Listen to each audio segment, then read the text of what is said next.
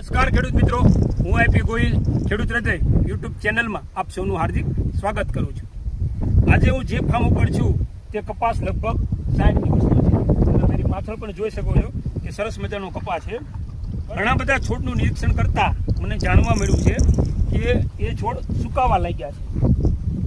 તો આ છોડ સુકાવા પાછળનું કારણ મિત્રો શું હોઈ શકે? હું તમને સૌથી પહેલાં તો એ છોડ બતાવું છું કે જે સુકાવા લાગ્યા છે. જો તમે જોઈ શકો છો આ જે છોડ છે તે એકદમ સુકાઈ ગયો છે. એવી જ રીતે બાજુમાં પણ આ છોડ પણ સુકાવાની તૈયારીમાં છે. તો આવા ઘણા બધા છોડ લગભગ 50 થી 60 છોડ એવા છે આ ફાર્મ ઉપર કે જે એકદમ સુકાવા લાગ્યા છે.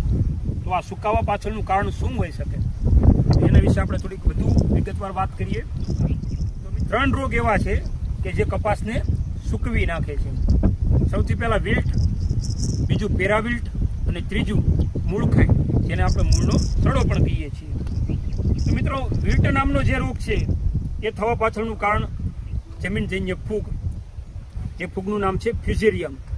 આ ફૂગ એવું કામ કરે છે છોડમાં કે છોડને પાણી પહોંચાડતી જે નસો છે તે એકદમ બંધ કરી દે છે. દાખલા તરીકે આ છોડ મેં કાપીને રાખ્યો છે, તો આ જે છોડ છે એના તમે જોઈ શકો છો કે આ પાણી પહોંચાડવાની જે નસો છે એ આ ફૂગ બંધ કરી દે છે.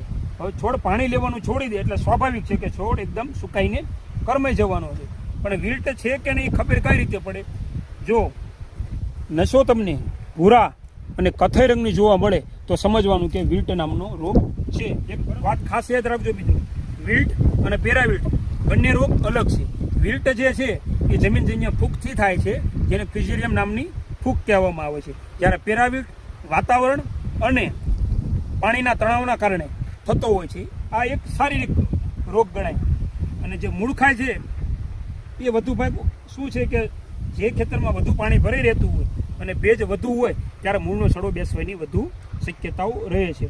હવે મિત્રો, જ્યારે વિલ્ટ નામનો રોગ હોય ત્યારે તમારે શું કરવાનું છે કે આ જે છોડ છે એને તમારે કાઢી નાખવાનો છે અને પછી ખેતર બહાર એને ફેંકી દેવાનો છે. ત્યારબાદ આ છોડ હતો એની જમણી સાઈડના 5 થી 6 છોડ અને ડાબી સાઈડના 5 થી 6 છોડ, આને તમારે કાર્બેન્ડાઝિમ 12% અને મેન્કોઝેમ 63% WP પ્રતિ લિટર 2 ગ્રામ પ્રમાણે આનું દ્રાવણ બનાવવાનું છે. અને પછી 200 થી 300 ml દ્રાવણ તમારે છોડને થડમાં આપવાનું છે. કેમ કે આ એક ટાઈપનો ચેપી રોગ છે, એટલે તમે બાજુના છોડને આપશો તો જે વિલ્ટ નામનો રોગ છે એનો ચેપ આ જમીનજન્ય ફૂગ છે એ આગળ નહીં જાય, કારણ કે આ દ્રાવણ કામ કરશે અને બીજા છોડને નુકસાન થતું બચાવશે. તો મિત્રો, આ ઘણા બધા આના ઉપચારો અને ઉપાયો હોય છે. ઘણીવાર તમારે તમારા નજીકમાં જે કૃષિ તજ્ઞો છે અથવા તો કૃષિ યુનિવર્સિટીઓ છે એની પણ ભલામણ પ્રમાણે તમારે એના ઉપચાર કરવાના હોય છે. કૃષિની સાચી અને ઉપયોગી માહિતી માટે અમારી ખેડૂત હૃદય યુટ્યુબ ચેનલને સબસ્ક્રાઈબ કરવાનું ભૂલતા નહીં. ફરી મળીશું નવા ખેતરમાં નવી માહિતી સાથે.